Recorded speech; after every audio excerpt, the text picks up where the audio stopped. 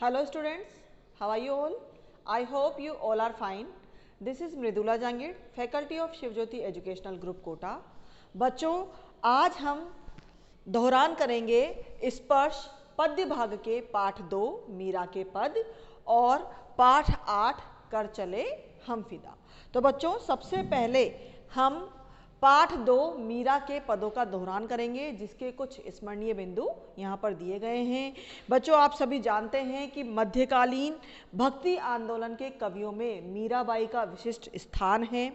मीरा हिंदी और गुजराती दोनों की कवित्री मानी जाती हैं। इन पर योगियों, संतों और वैष्णव भक्तों का प्रभाव दिखाई देता है। मीरा कृष्ण की अनन्य भक्त हैं। उन्होंने अपने आराध्य को कहीं निर्गुण ब्रह्म तो कहीं साकार गोपी वल्लभ, सगुण साकार गोपी वल्लभ तो कहीं निर्मोही परदेसी जोगी के रूप में इनकी आराधना की है। इन के जो पद आपकी पुस्तक में दिए हुए हैं, इन पदों में वे उनकी क्षमताओं का और उनके जो उनकी महिमा है उसका गुणगान करती हैं और उन्हें उनके कर्तव्य भी याद दिलाती हैं। अपने आराध्य को सर्वस्व समर्पित करने के लिए वे उनकी सेविका बन जाना चाहती हैं।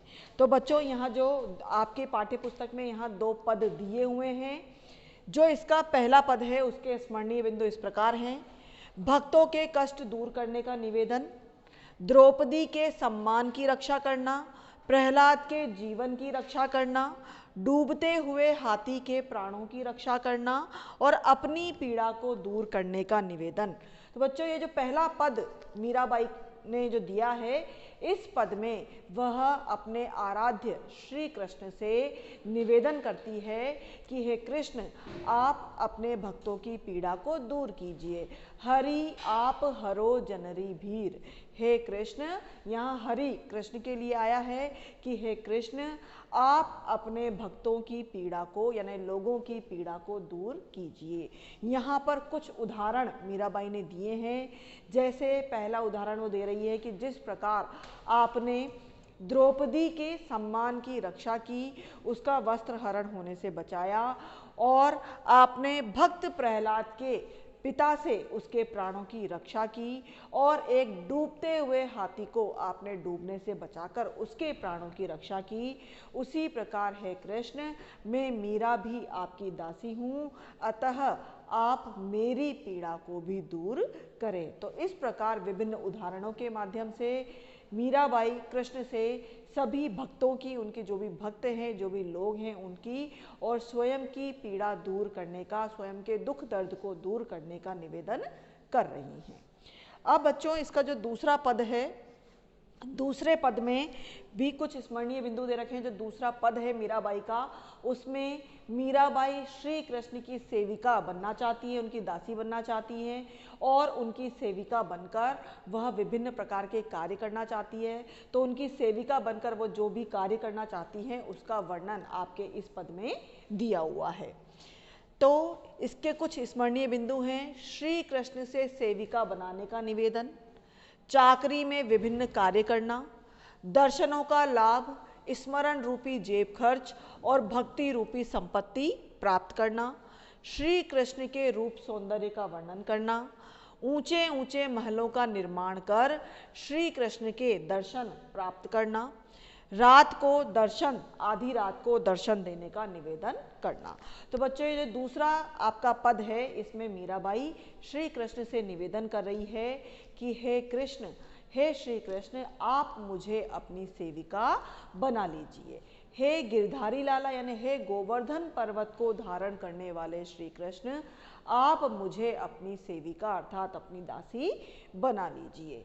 चाकरी में बाग लगासु, वह श्री कृष्ण की सेविका बनकर जो विभिन्न कार्य करना चाहती है उसका यहाँ पर वर्णन किया गया है कि मैं आपकी सेविका बनकर आपके लिए बाग बगीचों का निर्माण करना चाहती हूँ और उन बाग बगीचों में जब आप विहार करने आएंगे तो मुझे रोजाना आपके दर्शन करने का अवसर प्राप्त होगा।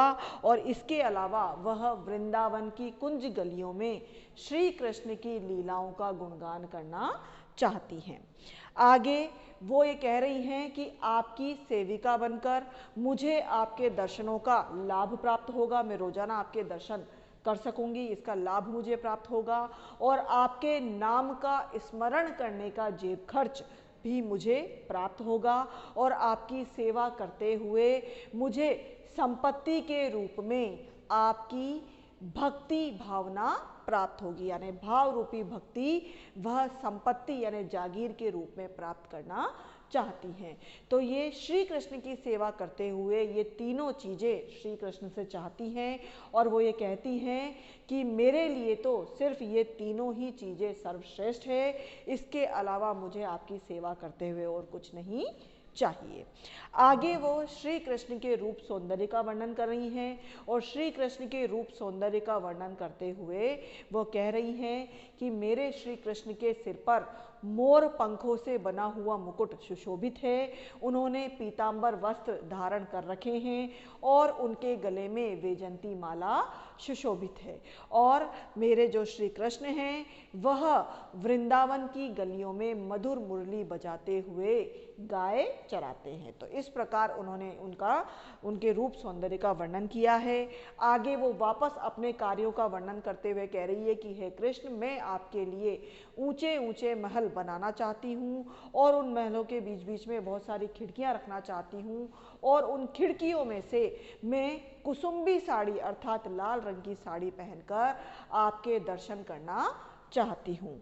आगे वो कह रही हैं कि जो मीराबाई हैं वह श्री कृष्ण के दर्शनों के लिए अत्यधिक व्याकुल हैं, तो वो श्री कृष्ण से विनती कर रही हैं, उनसे निवेदन कर रही हैं कि हे कृष्ण, मैं आपके दर्शनों के लिए अत्यंत व्याकुल हूँ, अतः आप आधी रात को यमुना नदी के किनारे मुझे अपने दर्शन देकर कृतार्थ कीजिए। मेरा हृदय आपके दर्शनों के लिए अत्यधिक व्याकुल है, बहुत अधीर हो गया है, अतः आप मुझे अपने दर्शन देने की कृपा करें और मेरी इस व्याकुलता को दूर करने की कृपा करें।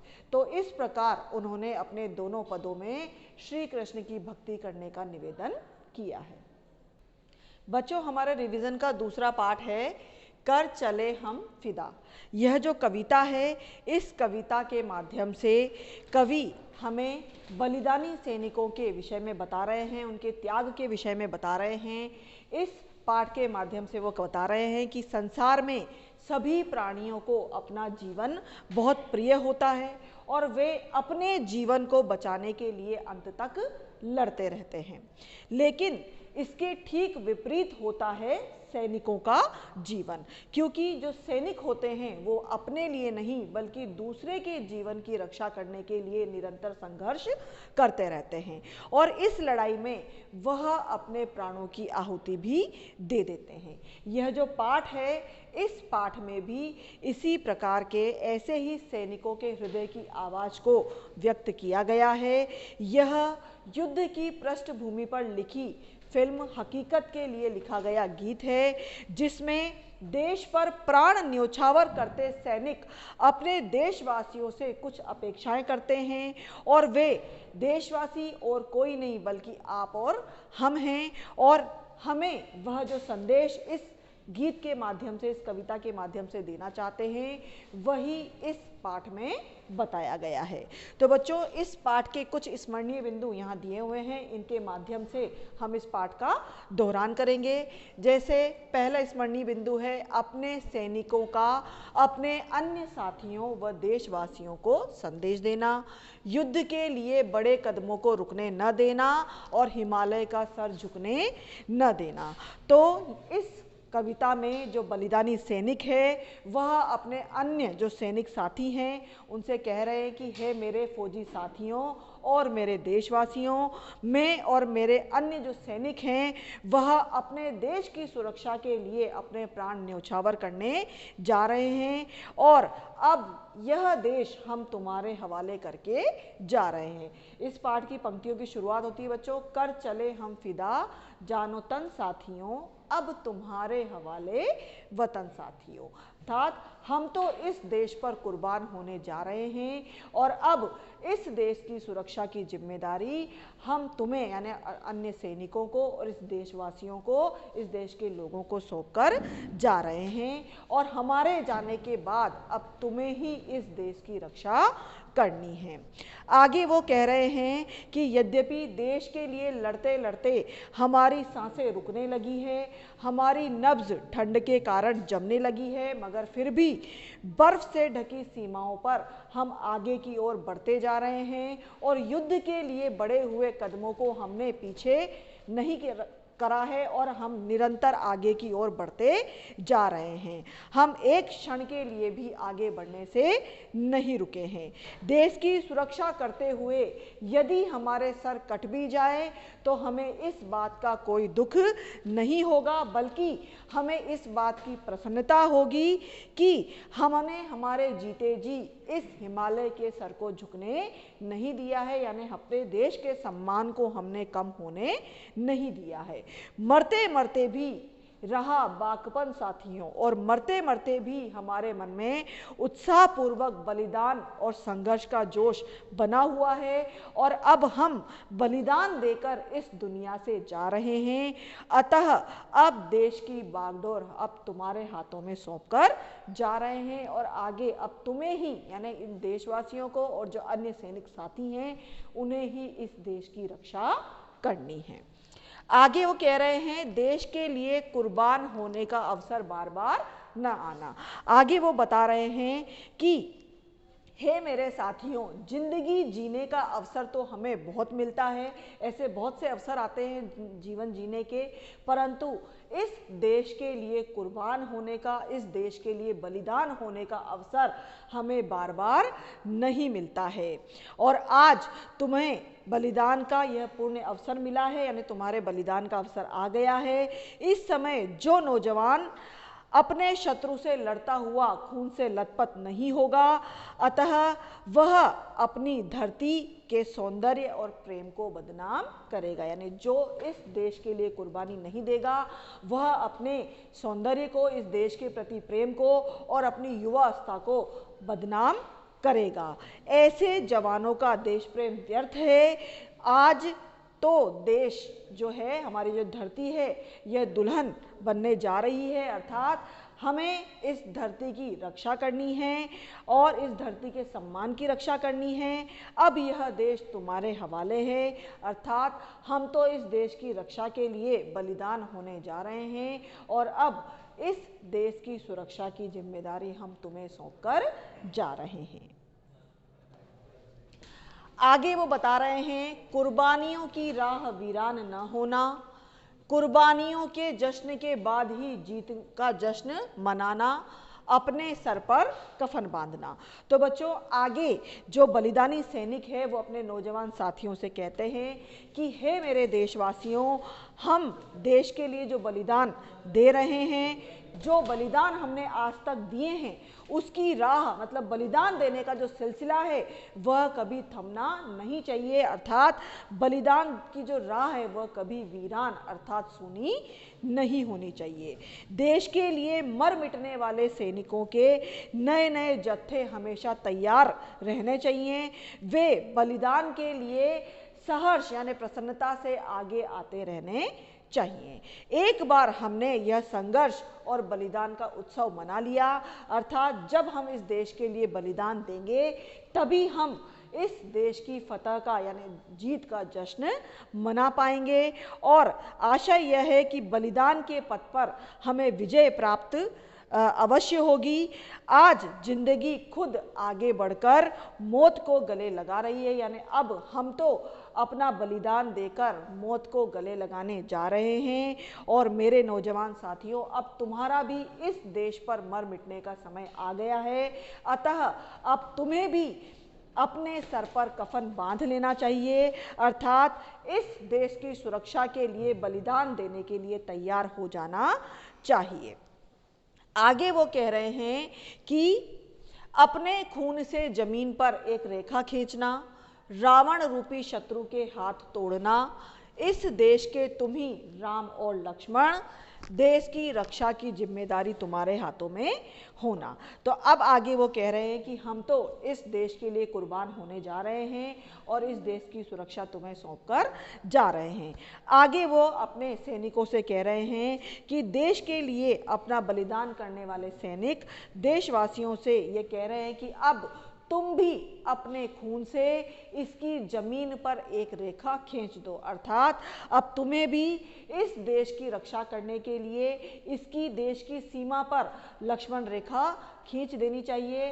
तुम्हें भी सीमा पर इतनी सुरक्षा करनी चाहिए ताकि कोई भी रावण रूपी शत्रु यानी कोई भी बाहरी शत्रु गलत इरादे से हमारे देश की सीमा में प्रवेश न कर सके, और यदि कोई गलत इरादे से हमारे देश की सीमा में प्रवेश करना चाहे तो तुम उसे बाहर ही रोक दो और उसके गलत इरादों को नष्ट कर दो, उसके हाथों को तोड़ दो, उस शत्रु के हाथों को तोड़ दो, अर्थात उसके गलत इरादों को तुम नष्ट कर दो ताकि कोई भी सीता के दामन को छू न पाए, अर्थात हमारी भारत माता के सम्मान को ठेस न पहुंचा पाए। अगर कोई शत्रु गलत इरादे से हमारे देश की सीमा में प्रवेश करता है तो हमें उसे वहीं खत्म कर देना चाहिए ताकि कोई भी हमारे देश के सम्मान को ठेस न पहुंचा पाए। आगे जो लेखक है वो कह रहे हैं कि आज के समय में तुम ही इस देश के राम हो और तुम ही लक्ष्मण हो, अर्थात अब आने वाले समय में तुम्हें ही इस देश की रक्षा करनी है। अब तुम्हारे हवाले वतन साथियों, अतः तुम ही भारत के रक्षक हो, तुम ही भारत के रखवाले हो। अब यह देश तुम्हारे हवाले करके हम इस दुनिया से जा रहे हैं और अब इस देश की रक्षा करने का दायित्व हम तुम्हें सौंपकर जा रहे हैं और आगे तुम्हें ही इस देश की रक्षा करनी है। तो बच्चों, इस प्रकार जो बलिदानी सैनिक हैं वह देश की रक्षा के लिए अन्य सैनिकों से और देशवासियों से यह निवेदन कर रहे हैं। तो आई थिंक आपको यह रिवीजन, ये जो हमने दौरान किया है वो समझ में आ गया होगा। आप इसका घर पर अभ्यास करिए, घर में रहिए, सुरक्षित रहिए। धन्यवाद।